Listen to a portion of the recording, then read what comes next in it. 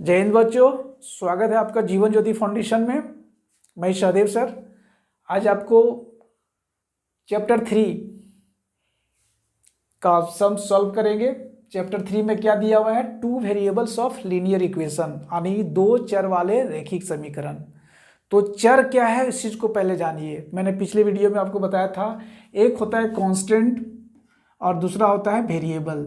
ठीक है, कांस्टेंट हो गया 1 2 3 4, ये सारे जो अंक हैं ये सारे हमारे क्या हैं? कांस्टेंट हैं। और वेरिएबल्स होता है x y z, ये सारे क्या है? हमारे वेरिएबल्स हैं।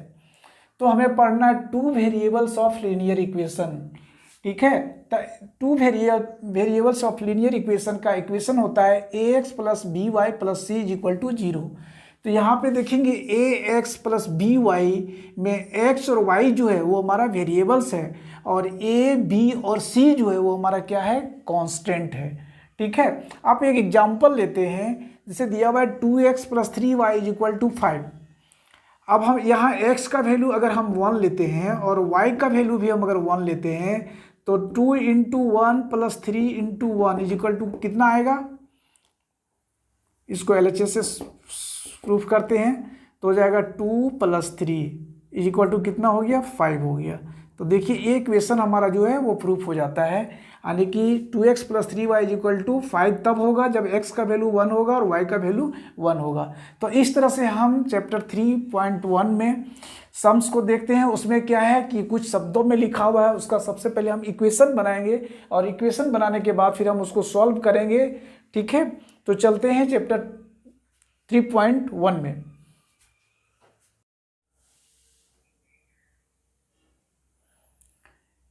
प्यारे बच्चों, इस क्वेश्चन में जानने से पहले मैं एक चीज बताना चाहूंगा उम्र के लेकर के। अगर प्रेजेंट टाइम में आपकी उम्र जो है मान लिए x वर्ष है, इसको बढ़िया से समझिए फिर हम लोग क्वेश्चन में चलेंगे। कहता है 7 वर्ष पहले, तो प्रेजेंट टाइम में वर्तमान समय में आपकी उम्र x वर्ष है, तो 7 वर्ष पहले क्या होगा? x माइनस 7, यानी कि जो प्रेजेंट टाइम आपकी उम्र है, मान लीजिए अभी 10 वर्ष के आप हो, तो 7 वर्ष पहले कितने साल के थे? तो 10 में 7 घटा देंगे तो 3 साल हो जाएगा। यानी कि जो पहले कहेगा तो हम उसको क्या करेंगे? माइनस कर देंगे। अगर कहता है कि 3 साल बाद, तो अभी आपकी उम्र x वर्ष है, 10 वर्ष है, तो 3 साल बाद क्या होगा? यानी कि उसमें हम 3 जोड़ देंगे। बिल्कुल, इसको बहुत बढ़िया से समझिए। दूसरा चीज क्या है? एक पिता दिया हुआ है, मान लीजिए x फादर है और y पुत्री है, डॉटर है। कहता है पिता जो है पुत्री से 5 गुना बड़ा है। ठीक है, तो बराबर करेंगे तो क्या करेंगे? 5 से गुना कर देंगे पुत्री को। कोई कंफ्यूजन नहीं रहना चाहिए, बिल्कुल बढ़िया से फिर समझिए कि पिता जो है वह पुत्री से 5 गुना बड़ा है। ठीक है, तो बराबर करने के लिए पुत्री को हमने 5 गुना कर दिए। अगर कहता है कि पिता जो है वो अपने पुत्री से 6 साल बड़ा है, कितने साल बड़ा है? 6 साल बड़ा है, ये 6 साल बड़ा है, तो या तो हम इसको 6 इधर जोड़ देंगे, या अगर 6 नहीं जोड़ेंगे इधर तो क्या करेंगे? जितना इसका बड़ा है उसको इसको घटा देंगे, तो दोनों बराबर हो जाएगा। ये इक्वेशन ही आपको इस तरह से इसमें बनाना है, इसको आप एकदम दिमाग में बैठा लीजिए। अब हम लोग प्रश्न में चलते हैं। क्वेश्चन क्या दिया हुआ है?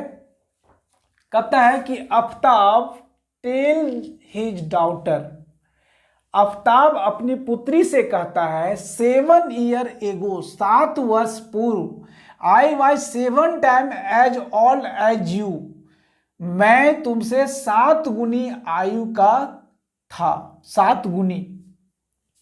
Then also 3 year from now, 3 साल बाद, I shall be 3 times as old as you will be, 3 साल बाद मैं तुमसे केवल 3 गुनी आयु का रह जाऊंगा। This situation represent this situation algebraically and graphically. कहता इस स्थिति में बीजीय गणितीय तथा ग्राफीय रूपों से व्यक्त करने के लिए कहता है। तो जैसे जैसे कहता है उसको हम क्या करेंगे? इक्वेशन बनाएंगे। क्या है, अल्ताफ अपनी पुत्री से 7 वर्ष पूर्व, मान लो उसकी अल्ताफ की उम्र जो है, वर्तमान उम्र वो x है, ठीक है। तो 7 वर्ष पूर्व उसकी उम्र क्या हो जाएगा, x माइनस 7 हो जाएगा, और उसकी पुत्री का उम्र कितना है, y है। तो 7 वर्ष पूर्व उसकी पुत्री का उम्र कितनी थी, -7 कर देंगे। अब क्या कहता है, दोनों बराबर कब होगा, ये जो है 7 गुना अपने पुत्री से बड़ा है, तो हम इसको क्या करेंगे, 7 से गुना कर देंगे। ठीक है प्यारे बच्चों, अब एक इक्वेशन में आ जाता है, तो इसको लिखेंगे x minus 7 is equal to 7y minus 7 7 जा 49, 7 7 49 हो गया। अब इसको इक्वेशन में बना दीजिए। तो फादर का उम्र क्या था, प्रेजेंट उम्र x है, और डॉटर का, पुत्री का क्या है, y है। ये प्रेजेंट उम्र है, वर्तमान उम्र है, ठीक है। तो ये इक्वेशन मेरा आया। अब इसको सॉल्व करेंगे तो क्या हो जाएगा, x minus 7 is equal to 7y minus 7 49 हो गया। x minus 7y is equal to कितना हो जाएगा, -49 प्लस 7, इधर जाएगा +7 हो जाएगा, इज इक्वल टू क्या हो जाएगा, x minus 7y is equal to -42।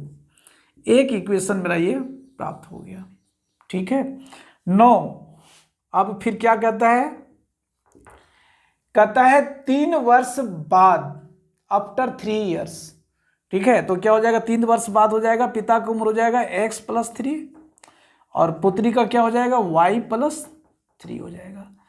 कहता है 3 गुना, 3 टाइम्स वो बड़ा है, कौन, फादर, ये 3 गुना बड़ा है। तो बराबर करने के लिए क्या करेंगे, हम इसको 3 से गुना कर देंगे। दो स्थिति कर सकते हैं, या तो इसको 3 से गुना कर देंगे, या नहीं तो इसको 3 से भागा दे देंगे, सेम चीज होता है। अब इसे एक इक्वेशन फिर आएगा, x plus 3 is equal to हो जाएगा 3y प्लस 9।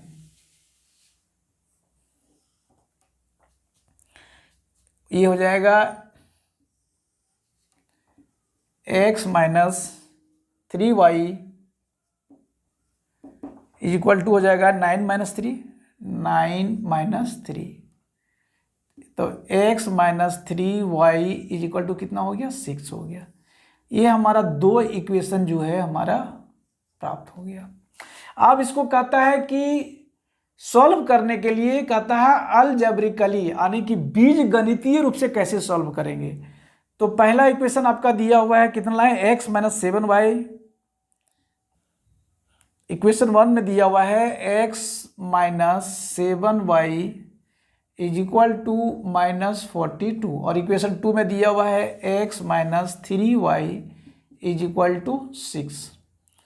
यहाँ माइनस करते हैं, यहाँ माइनस है तो प्लस हो जाएगा, और यहाँ प्लस है तो माइनस हो जाएगा, plus x minus x cut गया। अब 7x में से 3x जाएगा तो माइनस कितना बचेगा, 7y में से 3y जाएगा तो कितना बचेगा, -4y होगा, इज इक्वल टू, अब दोनों माइनस में है तो कितना हो जाएगा, 48 हो जाएगा, यहाँ पे -48 हो जाएगा। तो दोनों तरफ माइनस माइनस क्या हो गया, कट गया। y इज इक्वल टू कितना हो जाएगा, y इज इक्वल टू हो जाएगा 48/4, 4 1 जा 4, 2 जा 8, तो y इज इक्वल टू मेरा कितना हो गया, 12 हो गया। y क्या माने थे, किसका एज था, डॉटर का, पुत्री का, वो हो गया 12 वर्ष। अब y का वैल्यू क्या करेंगे, पुट करेंगे किसी भी इक्वेशन में, मान लो पहला इक्वेशन में पुट करते हैं। फर्स्ट इक्वेशन दिया हुआ है x माइनस 7y, तो लिखेंगे x माइनस 7, y का वैल्यू कितना है, 12 है, इज इक्वल टू कितना है, -42, तो -42 लिखेंगे। तो x माइनस कितना हो जाएगा, 12 6 72, 72 84, 84 हो जाएगा, बराबर हो जाएगा -42। तो x इज इक्वल टू क्या हो जाएगा, -42 प्लस 84।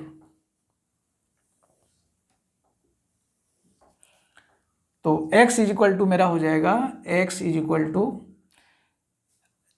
4 में 2 जाएगा 2 बचेगा, और 8 में से 4 जाएगा तो 4 बचेगा। यानी कि पिता का उम्र कितना हो गया, वर्तमान उम्र 42 वर्ष हो गया, और पुत्री का कितना हो गया, 12 वर्ष हो गया। यही आंसर हो गया।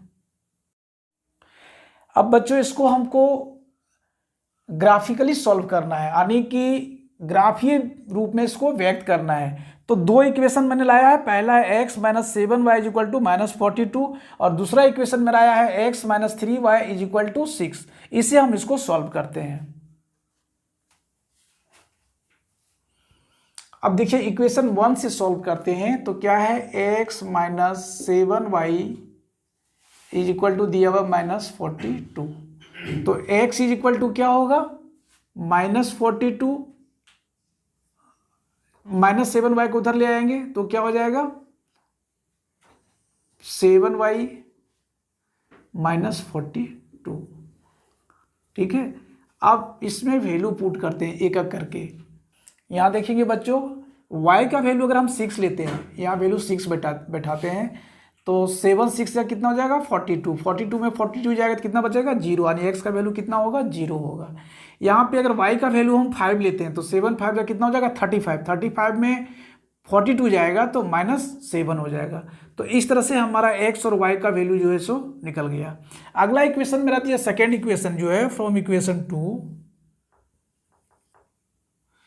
क्या है, x minus 3y is equal to 6। तो x इज इक्वल टू क्या हो जाएगा, 3y प्लस 6 हो जाएगा, क्योंकि -3 को इक्वेशन को उधर के ले जाएंगे तो क्या हो जाएगा, +6 हो जाएगा। ठीक है, अब यहाँ भी हम x और y का वैल्यू निकालते हैं। ठीक है, x लिखते हैं और y लिखते हैं। फर्स्ट इक्वेशन है x minus 7y is equal to -42, और सेकेंड इक्वेशन क्या लाए थे, x minus 3y is equal to 6। अब इक्वेशन 1 को सॉल्व करते हैं, x minus 7y is equal to -42। अब क्या करेंगे, x इज इक्वल टू -7 को उधर ले आएंगे तो +7y हो गया और -42 हो गया। अब यहाँ पे देखिए x का, अगर y का वैल्यू हम 12 लेते हैं, ठीक है, तो x का वैल्यू मेरा कितना आएगा, 12 को 7 से गुना करेंगे, उसमें 42 घटाएंगे तो 42 आएगा। ठीक है, अगर हम y का वैल्यू 7 लेते हैं तो 7 49 में से 42 जाएगा तो 7 बचता है। ठीक है, फिर इसी तरह से सेकेंड इक्वेशन से x minus 3y is equal to 6 है, तो x इज इक्वल टू क्या हो जाएगा, 3y माइनस को उधर ले जाएंगे प्लस हो जाएगा, +6 हो जाएगा। अब यहाँ पे देखिए y का इज इक्वल टू हम 8 लेते हैं, तो x का वैल्यू कितना आएगा, 30 आएगा। कैसे आएगा, 8 को गुना करेंगे 3 से, 8 3 24 और 6 कितना हो गया, 30 हो गया। फिर y का वैल्यू 12 लेते हैं, y 12 3 36 और 6 कितना हो गया, 42 हो गया, x का वैल्यू 42 हो गया। अब बच्चों यहाँ देखिए ग्राफ में इसको पुट करते हैं, ये बिल्कुल बढ़िया से आप ग्राफ पेपर में बना लेंगे। और एक साइड x एक्सिस है, इधर x एक्सिस में इसको x डैश बोलते हैं, वो y है, और ये y डैश है। ठीक है, ऊपर पॉजिटिव होता है, इधर पॉजिटिव, नीचे नेगेटिव, और बाई साइड में भी नेगेटिव होता है। अब देखिए वैल्यू पुट करते हैं, पहला दिया हुआ है x इज इक्वल टू 12 और y is equal to, x is equal to 42 और y इज इक्वल टू 12। तो x का मान 42 है, देखिए यहाँ पे 40 और 2 42 हो जाएगा, और y का मान 12 है, तो मेरा 12 यहाँ पे, ये देखिए इसी का पे आके यहाँ टच करता है। ठीक है, तो हम यहाँ से इसको ऐसे करके मिला देते हैं। दूसरा दिया x का वैल्यू 7 है, y का वैल्यू भी 7 है। x का वैल्यू 7 है तो ऊपर की ओर जाएंगे, और y का भी 7 है तो इस पॉइंट पे हम चले जाते हैं। नेक्स्ट इक्वेशन में दिया है x का वैल्यू मेरा 30 है और y का 8 है। x का वैल्यू कितना है, 30 है, और y का 8 है, जाके इस बिंदु पे टच करता है। ठीक है, यहाँ हमने लिख दिया।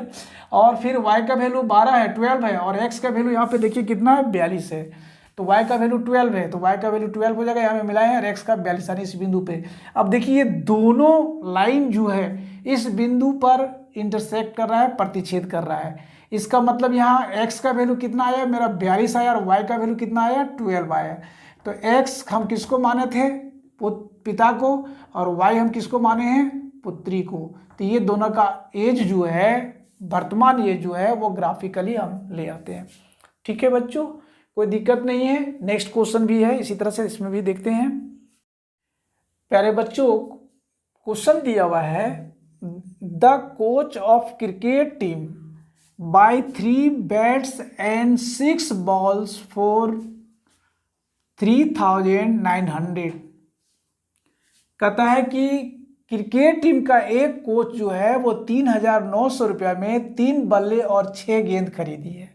लेटर बाद में she buy another bat 3 more balls of the same kinds for 1,300। कहता है कि बाद में वो एक बॉल और 3 बैट, नहीं सॉरी, एक बैट और 3 बॉल खरीदता है 1,300 में। कहता है इस स्थिति को बीजगणितीय तथा ज्यामितीय रूपों में व्यक्त कीजिए। Represent this situation algebraically and geometrically. तो पहले एल्जेब्रिकली बनाइए। Let the cost of bat is equal to x and the cost of ball is equal to y। तो हम इसको इक्वेशन में कैसे बनाएंगे? कहता है कितने बॉल्स हैं, 3 बैट्स हैं, तो लिखेंगे 3x प्लस 6 बॉल है तो 6y इज इक्वल टू कितने में परचेज करते हैं? 3,900 में। ये हमारा फर्स्ट इक्वेशन बन जाता है। अगेन वो क्या कहता है? कहता है कि एक बॉल खरीदता है, एक बैट खरीदता है और 3 बॉल खरीदता है, यानी x प्लस 3y कितने में? 1,300 में। ये इक्वेशन मेरा हो जाता है सेकेंड। तो पहला जो कहता है कि इसको एल्जेब्रिकली सिचुएशन में रिप्रेजेंट करने के लिए, तो ये आपका आंसर हो गया। ठीक है, फर्स्ट इक्वेशन मेरा आया है 3x plus 6y equal to 3,900।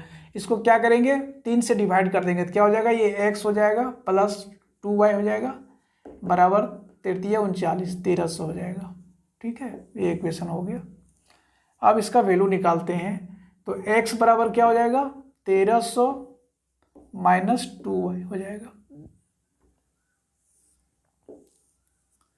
अब यहाँ वैल्यू निकालते हैं x का और y का, तो कितना हो जाएगा? अगर हम y इज इक्वल टू लेते हैं 600, कितना हो जाएगा? 6 दूनी 1200 में 1300 में 1200 जाएगा तो 100 बचेगा, 100 हो जाएगा।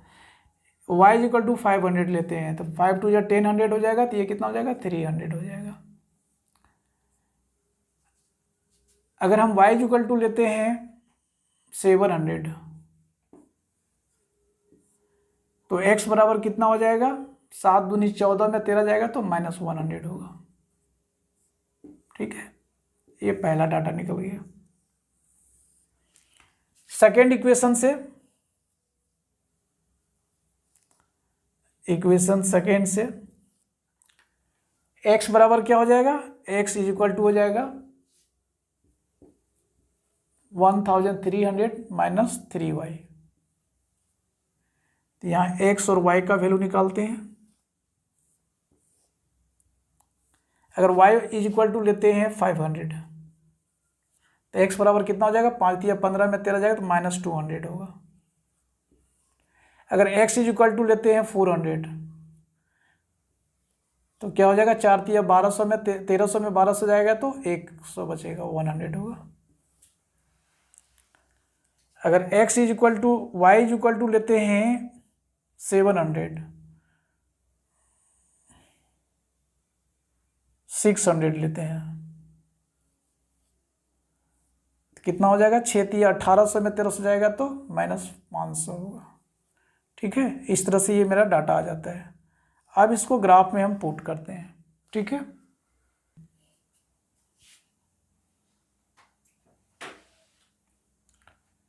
अब इस वैल्यू को बच्चों ग्राफ पेपर में हम पुट करते हैं। हमने तो ब्लैक व्हाइट बोर्ड में हमने लिख के रखा है, आप ग्राफ पेपर में बहुत बेहतरीन तरीके से आप पुट करेंगे। ये पॉइंट जो होता है मेरा क्या होता है? ओरिजिन पॉइंट होता है, जिसको हम लोग मूल बिंदु कहते हैं। दाहिने साइड में मेरा x एक्सिस है, जिसको हम x अक्ष कहते हैं, प्लस में होता है।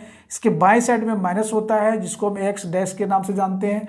ऊपर पॉजिटिव होता है, इसको हम y कहते हैं। नीचे नेगेटिव होता है, इसको हम y डैश कहते हैं। अब वैल्यू देखिए क्या दिया हुआ है? y बराबर दिया 600, y बराबर मेरा 600, यहाँ x का वैल्यू कितना? 100 था। ये आगे मिलेगा इस जगह पे, तो x का वैल्यू 100 है और y का वैल्यू कितना है? 600 है। ये मेरा पॉइंट हो गया। दूसरा दिया हुआ है x का 300 है, x इक्वल टू 300, देखिए x इक्वल टू 300 है और y इक्वल टू 500 है, तो y इक्वल टू ये आके यहाँ पे मिलता है 500 है। पुनः x बराबर दिया है 100 -100, तो x बराबर यहाँ -100 देखिए इस जगह पे आया हुआ है, ये बिंदु है, और y का वैल्यू 700, तो ये 700 यहाँ पे टच करता है। ठीक है, अब क्या करते हैं, इसको सीधी सरल रेखा से हम मिलाते हैं जो x एक्सिस को इस बिंदु पे कट करता है, इंटरसेक्ट कर रहा है। उसी प्रकार से दूसरा इक्वेशन में हम x का वैल्यू -200 है, तो -200 मेरा यहाँ आ जाएगा, और y का वैल्यू 500 है, तो ये बिंदु मेरा होता है। ठीक है बच्चों, फिर यहाँ पे x का वैल्यू 100 है, प्लस में 100 है, तो यहाँ पे होगा, और y का वैल्यू 400 है, तो 400 मेरा इस बिंदु पे आता है, यहाँ पे डिनोट किए। फिर x का वैल्यू -500 है, तो -500 कहाँ होगा, मेरा यहाँ होगा, y का वैल्यू 600 है, तो यहाँ पे आगे टच करता है। अब इस रेखा को सीधे जाके से आगे की ओर बढ़ाते हैं, और यहाँ पे देखिए क्रॉस करता है, जिस बिंदु पे क्रॉस करता है यही है मेरा x का वैल्यू। यहाँ पे x इज इक्वल टू मेरा कितना है, 1300 है, और y इज इक्वल टू क्या है, 0, क्योंकि x एक्सिस पर y का वैल्यू जो होता है वो क्या होता है, 0 होता है। एक बात को हमेशा ध्यान में रखिए कि x एक्सिस पर y का वैल्यू 0 होता है, और y एक्सिस पर x का वैल्यू जो होता है वो 0 होता है। तो वहाँ कट कर रहा है, इंटरसेक्ट कर रहा है, तो x बराबर कितना हो गया, 1300 हो गया, और y इक्वल टू कितना हो गया, 0। x हम किसको माने थे, x हमारा बैट था, उसकी कीमत हमारी कितना है, 1300 हुई, और y हमने किसको माना था, बॉल के माने थे, जो आपको मुफ्त में मिल गया। ठीक है, तो बहुत मज़े की बात है कि फ्री में बॉल मिल गया, तो पूरा छक्का और चौका मारिए और बाउंड्री से बाहर कर दीजिए। ठीक है, नेक्स्ट प्रश्न में चलते हैं। क्वेश्चन है बच्चों, the cost of 2 kg apple and 1 kg of grapes on a day was found to be 160 rupees. After a month, एक महीने बाद, the cost of 4 kg of apples and 2 kg of grapes is 300। Represent the situation algebraically and geometrically. कहता है 2 kg सेब और 1 kg अंगूर का मूल्य जो है किसी दिन 160 रुपया था। कितना था, 160 रुपया। एक महीने के बाद 4 kg सेब और 2 kg अंगूर लाने के लिए जाता है, तो उसको 300 रुपया देना पड़ता है। कहता है इस स्थिति को बीज गणितीय और ज्यामितीय दोनों रूपों में व्यक्त करने के लिए कहता है। ठीक है बच्चों, तो अभी आप लोगों ने क्रिकेट खेल करके आया, थक गए हैं, तो निश्चित तौर पे सेब और अंगूर खाना चाहिए। तो मान लीजिए कि सेब की प्राइस जो है हमारा x है, और ग्रेप्स का प्राइस जो है y है। तो इक्वेशन मेरा क्या आएगा, 2 kg एप्पल्स यानी 2x प्लस 1 kg ग्रेप्स यानी y को 1 से इंटू करेंगे तो क्या होगा, y हो जाएगा, इज इक्वल टू 160 है। ये हमारा फर्स्ट इक्वेशन बन गया जो आपको बनाने के लिए कहता है। सेकेंड क्या कहता है कि कुछ दिन के बाद 4 kg एप्पल यानी 4x प्लस 2 kg ग्रेप्स यानी 2y इज इक्वल टू, दोनों का प्राइस कितना होता है, 300 हो जाता है। तो ये आपका दूसरा इक्वेशन बन जाता है, और ये आपका आंसर हो गया। किसका आंसर हो गया, अलजेब्रिकली यानी कि बीजगणितीय रूप से आपका ये आंसर हो गया। ठीक है, अब इसको हमको निकालना है ग्राफिक ज्योमेट्रिकली। ठीक है, ग्राफ के रूप से। तो क्या करेंगे, इसको इक्वेशन 1 से चलते हैं। समीकरण 1 में दिया हुआ है, इक्वेशन 1 में 2x plus y is equal to 160। तो हम y इज इक्वल टू क्या लिख सकते हैं, 160 माइनस 2x। ठीक है, ये हमारा एक इक्वेशन बनता है। तो यहाँ x और y का वैल्यू पुट करेंगे, निकालेंगे। अगर x बराबर हम मानते हैं 100, तो y का वैल्यू क्या हो जाएगा, 100 को x बराबर हमने कितना माना, 100 माना, तो y इक्वल टू कितना लाएगा, अरे कि 100 गुने 2 200, 160 में से 200 जाएगा तो -50 होगा। अगर x का वैल्यू हम 50 लेते हैं 50, तो y का वैल्यू कितना हो जाएगा, 50 दिन 100 यानी 160 में 100 जाएगा तो 60 होगा। अगर हम x का वैल्यू 150 लेते हैं, 150 लेते हैं, तो कितना हो जाएगा? 300 में से 160 जाएगा तो बचेगा 140। ठीक है, इस तरह से एक वैल्यू मेरा प्राप्त होता है जिसको हम ग्राफ में पुट करेंगे। सेकेंड इक्वेशन मेरा दिया हुआ है 4x + 2y = 300। तो क्या करेंगे, दोनों तरफ हम 2 से भागा दे देंगे तो हो जाएगा यहाँ पे 2x, प्लस 2 से भागा देंगे तो यहाँ सिर्फ y बचेगा, और 300 को 2 से भागा देंगे तो 150 होगा। तो हम इसको लिख सकते हैं y = 150 - 2x। प्यारे बच्चों यहाँ बिल्कुल ध्यान से देखिए, अब ये क्या करेंगे, यहाँ वैल्यू निकालेंगे x और y का। ठीक है, अगर x बराबर हम 100 लेते हैं तो y का वैल्यू कितना आएगा, 100 को 2 से गुना करेंगे, 200 में से 150 जाएगा तो कितना हो जाएगा, -50 हो जाएगा। पुनः अगर x का वैल्यू हम 50 लेते हैं तो 50 दूनी 100, 150 में 100 जाएगा तो कितना बचेगा, 50 बचेगा। पुनः अगर x का वैल्यू हम 150 लेते हैं, 150 लेते हैं, तो 150 300 में 150 जाएगा तो कितना बचेगा, -150 होगा। ठीक है, अब इसको ग्राफ में पुट करते हैं। ठीक है बच्चों, ग्राफ बनाते हैं।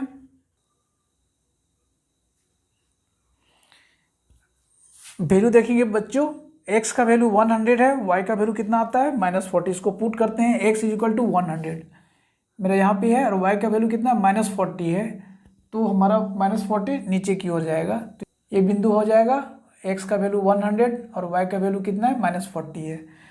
x का वैल्यू मेरा 50 है और y का वैल्यू कितना है, 60 है, तो ऊपर की ओर जाएगा यहाँ पे 50 और 60, देखिए इस बिंदु पे आएगा।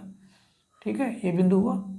और फिर x का वैल्यू दिया हुआ है 150, y का -140, x का वैल्यू 150 है और y का 140 है, तो इस बिंदु पे आएगा, यहाँ पे हुआ। हमने क्या किया, इसको सीधा पैरेलल मैंने एक सरल रेखा खींच दिए, मिला दिए। फिर दूसरा इक्वेशन में देखिए, x का वैल्यू 100 है, x = कितना है, 100 यहाँ पे है, और y का -50 है, तो नीचे की ओर जाएगा तो ये बिंदु पे होगा, ये वाला बिंदु हुआ। फिर देखिए x का वैल्यू 50 है, x का वैल्यू कितना है, 50 है यहाँ पे, और y का वैल्यू कितना दिया हुआ है, 50, तो प्लस ऊपर की ओर जाएगा तो ये मेरा 50-50 हुआ, ये पॉइंट हो गया। ठीक है, फिर x का वैल्यू दिया 150, x = कितना होगा, 150, तो ये बिंदु से ऊपर की ओर जाएंगे, नीचे की ओर जाएंगे, क्योंकि y का वैल्यू -150 दिया हुआ है, तो नीचे की ओर जाएंगे, -150 हमारा ये बिंदु होता है। ठीक है, और इसको सरल रेखा से हम क्या करते हैं, मिला देते हैं। देखिएगा या ध्यान से देंगे कि दोनों रेखाएं हमारी जो है वह समानांतर है, पैरेलल है। ठीक है, तो इस प्रकार से बच्चों मैंने इस चैप्टर को 3.1 को ज्योमेट्रिकली एंड एल्जेब्रिकली, यानी कि बीजीय गणितीय और ग्राफीय ज्योमेट्री दोनों तरीके से हमने इसको सॉल्व किया है। हमें लगता है कि ये वीडियो आपको बहुत अच्छा लगा होगा, सारी बातें सब कुछ आपको समझ में आई होगी। कोई क्वेश्चन में अगर डाउट हो तो मेरे कमेंट बॉक्स में ज़रूर लिखेंगे। और मैं हर बार एक चीज़ को कहता हूँ कि वीडियो को लाइक करें, शेयर करें, और आपने इस चैनल को सब्सक्राइब नहीं किया है तो प्यारे बच्चों ज़रूर सब्सक्राइब करें, क्योंकि इसके बाद का जो वीडियो है वह आपके तक तुरंत पहुँच सके। जय हिंद बच्चों।